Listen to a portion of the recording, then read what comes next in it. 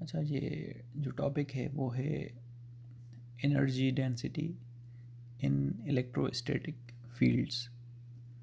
तो energy density जो है फाइंड आउट करने के लिए जो है हम पहले जो है फाइंड आउट करेंगे energy present in assembly of charges के। कुछ चार्जेस को जो है असेंबल करेंगे हम, ठीक है, और फिर हम फाइंड आउट करेंगे उनमें जो है टोटल एनर्जी कितनी है। तो अब चार्जेस को असेंबल करने के लिए पहले तो है ये हमें डिटरमाइन करना है कि कितना हमें वर्क करना है, ठीक है, उन चार्जेस को असेंबल करने के लिए। असेंबल करने का मतलब ये है कि जो है कि मतलब एक किसी पर्टिकुलर पॉइंट पे जो है उन चार्जेस को हमें जो है लाना है, ठीक है। तो अब ये जो है एग्जांपल है कि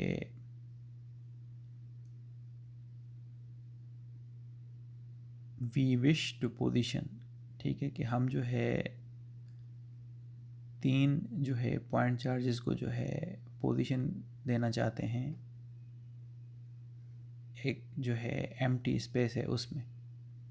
तो पॉइंट चार्जेस हैं हमारे पास Q1, Q2 और Q3। तो ये पॉइंट चार्जेस जो हैं इनको जो है हमें मूव करना है एक एम्प्टी स्पेस में, ठीक है। तो वो जो है फिगर 4.22 में हम देख सकते हैं। तो पहले वो देख लेते हैं, ठीक है। तो अब इन तीन चार्जेस को Q1, Q2 और Q3 को जो है हम असेंबल करना चाहते हैं पॉइंट P1, P2 और P3 पे रेस्पेक्टिवली, ठीक है। तो इन चार्जेस को जो हम मूव कर रहे हैं वो किसी काफ़ी दूर, मतलब जो है काफ़ी बड़े डिस्टेंस से लाके जो है इन्फिनिटी पे जो है पड़ी हैं चार्जेस, वहाँ से लाके जो है पॉइंट P1, P2 और P3 पे जो है Q1, Q2 और Q3 को जो है हम यहाँ पे रख रहे हैं, ठीक है। तो अब ये कह रहा है कि जब हम पॉइंट P1 मूव करेंगे, क्योंकि अब उस वक्त जो है स्पेस जो है इनिशियली जो है चार्ज फ्री है, ठीक है। अब वहाँ पे कोई चार्ज है ही नहीं, कोई इलेक्ट्रिक फील्ड ही नहीं है। तो उस चार्ज को मूव करने के लिए, Q1 को मूव करने के लिए P1 पॉइंट तक कोई भी जो है वर्क नहीं होगा। उस वक्त जो है वर्क जो है ज़ीरो परफॉर्म होगा, ठीक है, because there is no electric field. अब फिर जब Q2 को हम ट्रांसफ़र करेंगे इन्फिनिटी से पॉइंट P2 पे, तो अब उस वक्त जो है हमने चार्ज Q1 को ऑलरेडी मूव किया हुआ है, ठीक है। तो उस स्पेस में चार्ज Q1 को ऑलरेडी हमने मूव किया हुआ है। अभी जो है हम चार्ज Q2 मूव कर रहे हैं। तो अब जो है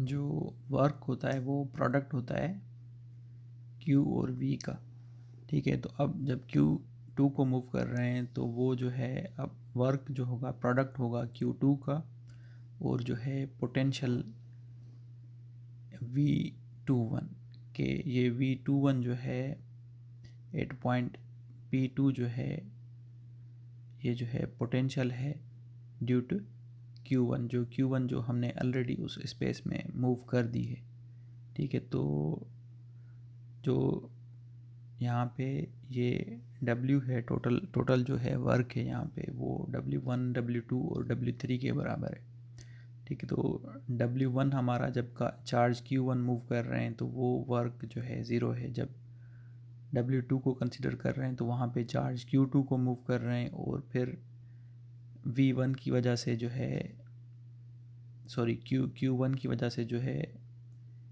पॉइंट P2 पे जो पोटेंशियल क्रिएट हो रहा है वो जो है हमारा V21 है, ठीक है। फिर जब पॉइंट P3 पे Q3 को मूव करेंगे तो Q3 का हम प्रोडक्ट करेंगे इन दो पोटेंशियल्स की समेशन के साथ, कि ये जो है हमारा पोटेंशियल है due to charge Q1 8.P3 और ये जो है पोटेंशियल है हमारा electric potential due to charge Q2 8.P3।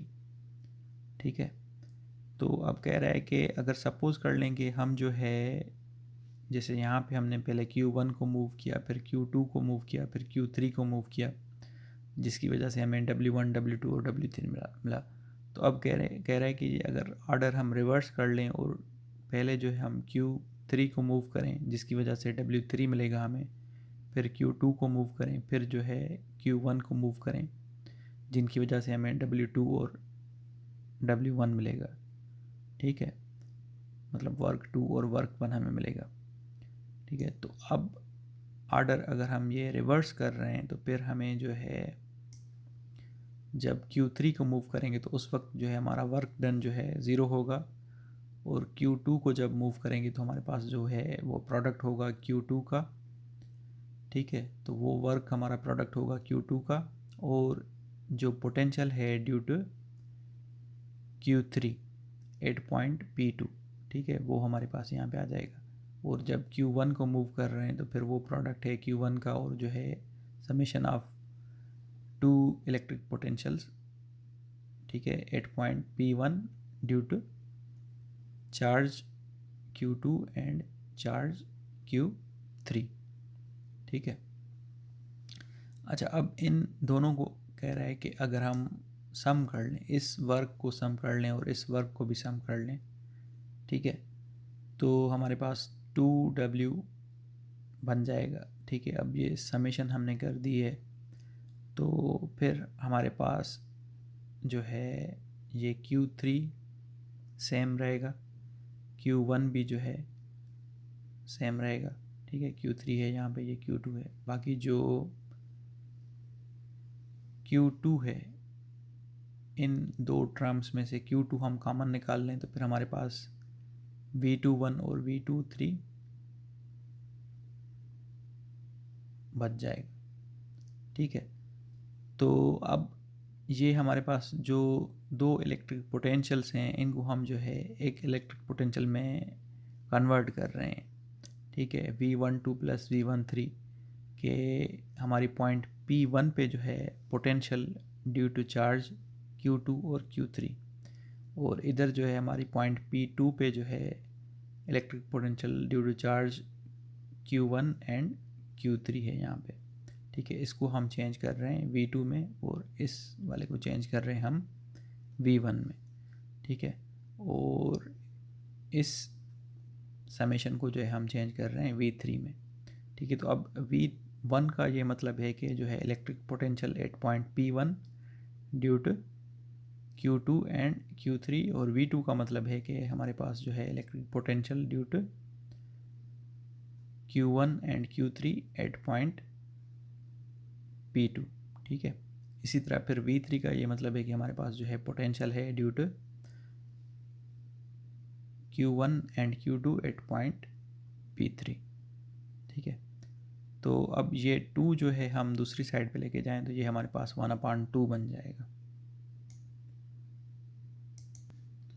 तो अब जर्नल फॉर्म में जो है हम ये वर्क या फिर जो है एनर्जी का फार्मूला जो है हम इस तरह लिख सकते हैं कि जब हम जो है चार्जेस को मूव कर रहे हैं कि हमारे पास अगर total n number of charges हैं, ठीक है, तो वो मूव कर रहे हैं और फिर जो है इस स्पेस में जो है, ठीक है, तो हर पॉइंट पे जो है हमारे पास कुछ पोटेंशियल डिफरेंस है। ठीक है, दूसरी जो है चार्जेस की वजह से हर पॉइंट पे जो है कुछ पोटेंशियल डिफरेंस है, तो फिर ये जो है फार्मूला हमारे पास बन जाएगा। ये 1/2 सेम है, और यहाँ पे Q जो है जैसे Q1 है, Q2 है, Q3 है, तो इनको हमने जो है समेशन के फॉर्म में रिप्रेजेंट किया है journal term Q subscript K के साथ। फिर इसी तरह जो है V1 V2 और V3 को भी जो है हमने V सब्सक्रिप्ट K के साथ जो है रिप्रेजेंट किया है। अच्छा, अब अगर हमारे पास जो है जो इंस्टेड ऑफ पॉइंट चार्जेस हमारे पास अगर जो है उस स्पेस में या रीजन में जो है कंटिन्यूस चार्ज डिस्ट्रीब्यूशन है, जैसे लाइन चार्ज डिस्ट्रीब्यूशन होती है या सरफेस चार्ज डिस्ट्रीब्यूशन होती है या फिर वॉल्यूम चार्ज डिस्ट्रीब्यूशन होती है, तो फिर हमारा जो फार्मूला है एनर्जी का या जो ये वर्क का फार्मूला है वो जो है हम चेंज कर रहे हैं, ठीक है, कि क्यू का वैल्यू जो है हम रख रहे हैं कि क्यू बराबर होता है हमारा इंटीग्रेशन ऑफ जो है चार्ज जो भी हमारे पास डेंसिटी होती है, और विथ रेस्पेक्ट टू, फिर अगर लाइन चार्ज डेंसिटी है तो integration with respect to D L करते हैं, अगर सरफेस चार्ज डेंसिटी होती है तो integration with respect to D S करते हैं, अगर वॉल्यूम चार्ज डेंसिटी होती है तो फिर हम integration with respect to D V करते हैं। तो जो ऊपर हमारे पास फार्मूला है 1/2 क्यू वी, तो क्यू का ये जो है पूरा वैल्यू है, बाकी वी हमने 1/2 वी जो है हमने जो है सेम रखा है। यहाँ पे जो हमारे पास फार्मूला है ये कि हमने क्यू का वैल्यू रखा है और वी हमने जो है और 1/2 जो है सेम रखा है, ठीक है। तो अब ये हमें जो है पता है, ये ऑलरेडी हम पढ़ के आए हैं कि जो डाइवर्जेंस ऑफ डी होता है वो बराबर होता है वॉल्यूम चार्ज डेंसिटी के, ठीक है। तो अब अगर यहाँ पे जो है ये हम रो वी चेंज करें तो डाइवर्जेंस ऑफ डी के साथ अगर इसको रिप्लेस करें तो फार्मूला ये वाला जो है 4.90 इक्वेशन वाला फार्मूला जो है इस तरह बन जाएगा, ठीक है। अच्छा, अब ये जो है एक आइडेंटिटी, हम जब डाइवर्जेंस का टॉपिक पढ़ रहे थे तो वहाँ पे ये एक आइडेंटिटी थी, ठीक है। अब उसको यूज़ करके जो है हम ये डाइवर्जेंस ऑफ डी और फिर ये जो वी है इस पूरे टर्म को जो है हम रिप्लेस करेंगे। तो यहाँ पे इस आइडेंटिटी में हमारे पास वही चीज़ है डाइवर्जेंस ऑफ ए, और ये जो है डाइवर्जेंस ऑफ ए जो है मल्टीप्लाई हो रहा है वी के साथ। तो अब इसको जो है हमने यहाँ पे रखा है लेफ्ट हैंड साइड पे, और राइट हैंड साइड पे हमारे पास ये वाला टर्म सेम है, ये वाला टर्म सेम है, ठीक है। और ये वाला टर्म जो है दूसरी साइड पे आ गया है तो नेगेटिव हो गया है, ठीक है। तो अब इसको जो है हम रिप्लेस करेंगे इसके साथ। अब फ़र्क ये है कि यहाँ पे ए है लेकिन हमारे पास जो है इक्वेशन में जो है डी है, ठीक है। तो इक्वेशन में डी है तो फिर हम जो है यहाँ पे इन सब जहाँ जहाँ पे ए है इनको जो है हम डी कंसिडर करेंगे। तो फिर जब ये रिप्लेस होगा तो फिर हमारे पास दो टर्म्स के साथ रिप्लेस होगा, तो फिर हमने इंटीग्रेशन को जो है ब्रेक कर दिया है, ठीक है। तो ये जो है यहाँ पे डाइवर्जेंस ऑफ जो वी ए है, ठीक है, वो हमने जो है डाइवर्जेंस ऑफ वी डी करके लिखा है, ठीक है। और फिर जो है A dot gradient of V को जो है हमने D dot gradient of V करके लिखा है। ये नेगेटिव साइन यहाँ पे सेम है, 1/2 जो है यहाँ से आ रहा है इक्वेशन 4.91 से, ठीक है। और ये इंटीग्रेशन की साइन भी इधर 4.91 से ही आ रही है, ठीक है। अच्छा, अब यहाँ पे जो है हम डाइवर्जेंस थ्योरम लगाएंगे। तो डाइवर्जेंस थ्योरम में ये होता है कि अगर यहाँ पे जो है डाइवर्जेंस ऑफ किसी की भी जो है यहाँ पे हम अगर डाइवर्जेंस फाइंड आउट करते हैं तो फिर हम जो है इस वॉल्यूम इंटीग्रल को जो है क्लोज्ड सरफेस इंटीग्रल में चेंज करते हैं, और जिस भी चीज़ की हम डाइवर्जेंस फाइंड आउट करते हैं उसको जो है हम डॉट प्रोडक्ट करते हैं सरफेस ds के जो है वेक्टर के साथ, ठीक है।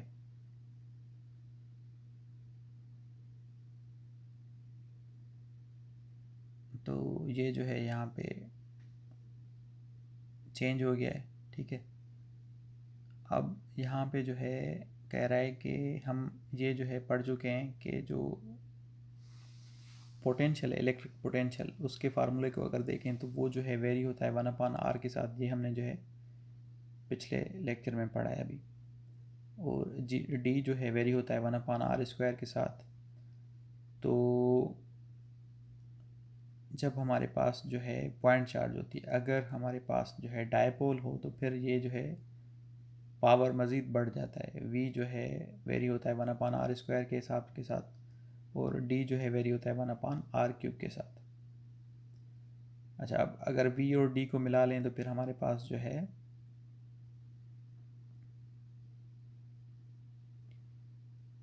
पॉइंट चार्जेस के लिए अगर वी और डी को मिला लें तो फिर 1/r और 1/r² जो है 1/r³ बन जाएगा। ठीक है, और यहाँ पे जो डी एस है, ठीक है, तो इसका जो मतलब मैग्नीट्यूड है डी एस, तो वो भी कह रहा है कि मतलब एटलीस्ट जो है r² के हिसाब से वेरी होता है, क्योंकि यहाँ पे ये सरफेस है तो वो डिपेंड करेगा लेंथ इनटू विड्थ पे। तो फिर जो है हम किसी भी जो है कोऑर्डिनेट सिस्टम में चले जाएं तो वहाँ पे जो है दो डिस्टेंसेस ज़रूर वहाँ पे मल्टीप्लाई हो रहे होंगे। ठीक है, तो अब यहाँ पे जो है 1/r³ है, यहाँ पे r² है, लेकिन इन दोनों को अगर हम जो है मल्टीप्लाई करें तब भी जो है हमारे पास 1/r बच जाएगा।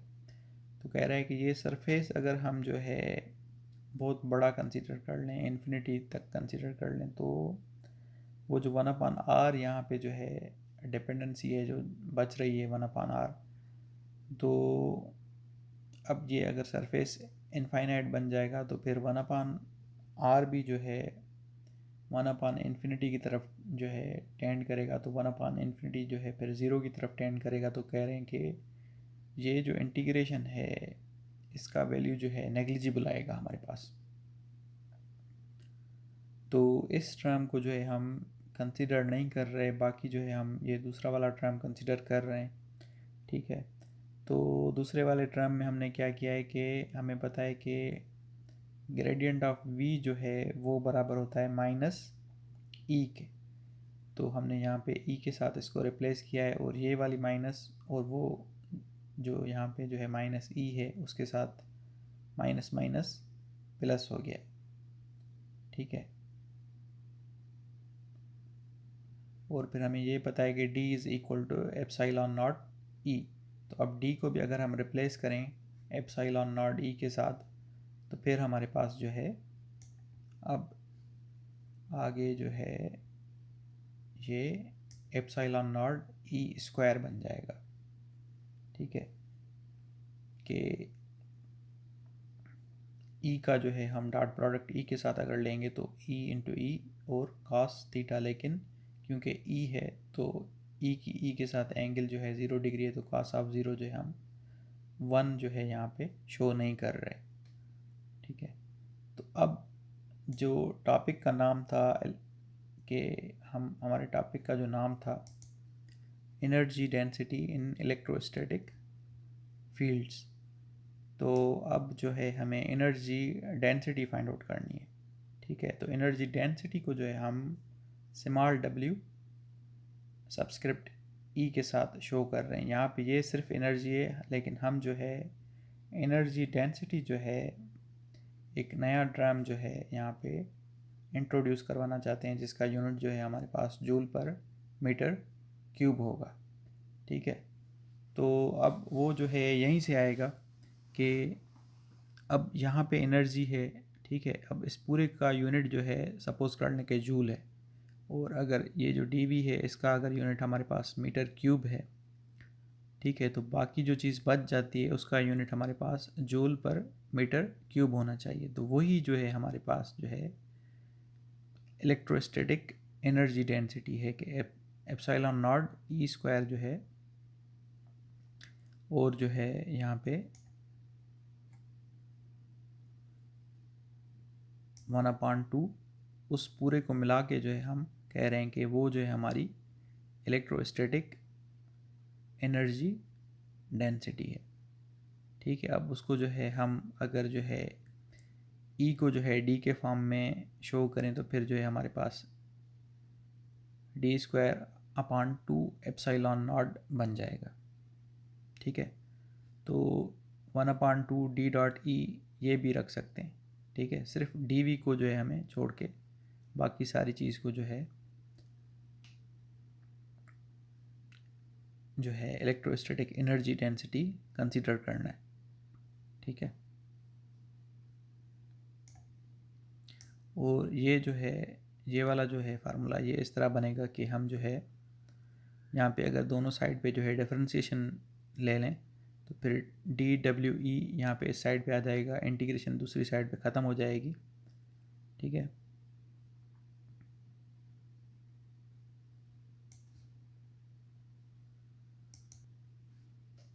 और हमारे पास जो है ये स्मॉल w और e जो है इस साइड पे बच जाएगा और dv बच जाएगा, इंटीग्रेशन सिर्फ ख़त्म हो जाएगी। तो वो जो है हमने we और ये dv को यहाँ पे शिफ्ट कर दिया है दूसरी साइड पे। तो अब ये जो we है उसमें जो है हम ये जो हमारे पास इलेक्ट्रोस्टैटिक एनर्जी डेंसिटी we है, स्मॉल we है, तो ये जो है 1/2 एप्सिलॉन नॉट ई स्क्वायर जो है उसके साथ हमने स्मॉल डब्ल्यू ई के साथ रिप्लेस किया हुआ है, ठीक है। तो ये जो है हमारा फार्मूला है वर्क डन का, ठीक है। और इसमें जो है हमने एक नया जो ये टर्म इंट्रोड्यूस करवाया है इलेक्ट्रोस्टैटिक एनर्जी डेंसिटी, तो वो हमने यहाँ पे रखा हुआ है। अभी हम जो है एक न्यूमेरिकल करेंगे, ठीक है। तो अब इसमें जो है पॉइंट चार्जेस हैं 3 हमारे पास, -1 नैनोकूलम, 4 नैनोकूलम, 3 नैनोकूलम, और इनकी ये लोकेशन है कि एक जो है ओरिजिन पे पड़ी हुई है, दूसरी जो है हमारी पॉजिटिव जेड एक्सिस पे पड़ी हुई है, और तीसरी जो है हमारी पॉजिटिव एक्स एक्सिस पे पड़ी हुई है, ठीक है। अब हमें जो है कह रहा है कि find the energy in the system, ठीक है। तो अब ये मेथड 1 है कि जो है एनर्जी या जो है वर्क डन जो है हम फाइंड आउट कर रहे हैं, तो वो जो है बराबर है W1 W2 और W3 के। तो जब हम ये कंसीडर कर रहे हैं कि ये जो पॉइंट चार्जेस हैं इनको हमने जो है कहीं इन्फिनिटी से जो है मूव करके इन लोकेशंस पे जो है हमने जो है रखा है। तो जब हम Q1 को मूव करेंगे तो हमारे पास जो है वर्क डन जो है ज़ीरो होगा, क्योंकि उस वक्त जो हमारे पास जो स्पेस है, जो रीजन है, वो उसमें कोई भी चार्ज नहीं है, ठीक है। फिर वही जो है फार्मूला जो हमने ऊपर देखा था कि Q2 है, फिर उसके साथ जो है अब Q1 की वजह से जो है जो पोटेंशियल क्रिएट हो रहा है इलेक्ट्रिक पोटेंशियल, वो हम जो है यहाँ पे फाइंड आउट करेंगे। और फिर Q3 के साथ फिर अब क्योंकि अब Q1 भी पड़ा हुआ है, Q2 भी पड़ा हुआ है, तो उन दोनों की वजह से जो इलेक्ट्रिक पोटेंशियल बन रहा है उनका सम करके जो है Q3 के साथ मल्टीप्लाई करेंगे।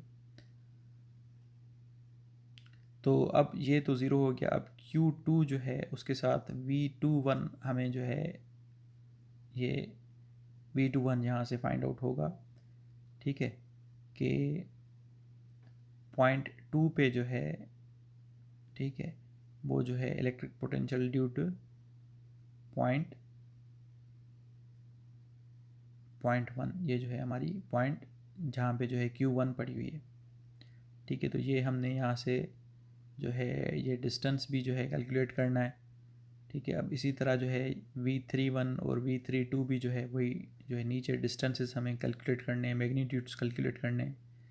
उसके बाद सिंपली जो है हमारे पास अभी तक हमने Q1, Q2 और Q3 की वैल्यू नहीं पुट की है, तो इस फॉर्म में जो है हमारी इक्वेशन बन रही है। और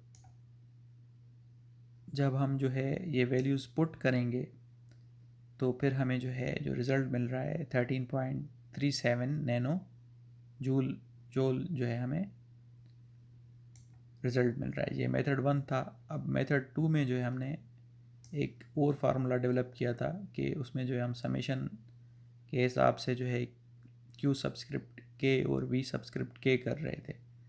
तो इसमें जो है सिंपली हमें 1/2 Q1 V1 plus Q2 V2 plus Q3 V3 जो है ये फार्मूला यूज़ करना है, जो कि जब समेशन को एक्सपेंड किया है तो फिर बनाए। तो अब जो ये Q1/2 है वो हमने यहाँ पे रखा है। अब जो V1 है, ठीक है, वो है हमारा potential due to charge Q2 और Q3। तो ये जो है हम फिर यहाँ पे जो है पोटेंशियल फाइंड आउट कर रहे हैं ड्यू टू चार्ज Q2 और Q3 8 पॉइंट, जहाँ पे जो है ये Q1 रखा हुआ है। ठीक है, तो वो डिस्टेंसेस भी हमने यहाँ पे कैलकुलेट किए हैं। ठीक है, इसी तरह फिर Q2 अपॉन ये 2 जो है वो अलग करके रखा है हमने। फिर V2 जो है यहाँ पे फाइंड आउट कर रहे हैं। इसी तरह फिर हम जो है यहाँ पे V3 फाइंड आउट कर रहे हैं। फिर एंड में जो है हम जब ये सब वैल्यूज़ रखेंगे कांस्टेंट्स के और Q1 और Q2 और Q3 के, तो फिर हमें जो है अगेन सेम रिज़ल्ट मिलेगा 13.37 नैनो जूल।